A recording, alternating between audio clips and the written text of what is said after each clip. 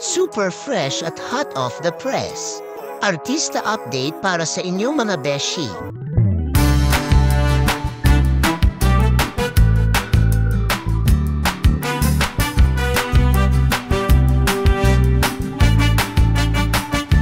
Si Alex Gonzaga, ang kilalang aktres at vlogger, ay abala sa paggawa ng kanyang bagong vlog sa Hong Kong.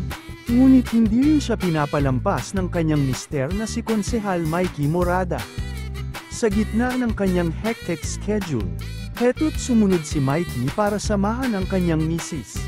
Sabi ni Alex, sumunod for weekend para sa Canton. Talaga namang sweet at supportive si Mikey sa kanyang napakaganda at cool-lit na misis.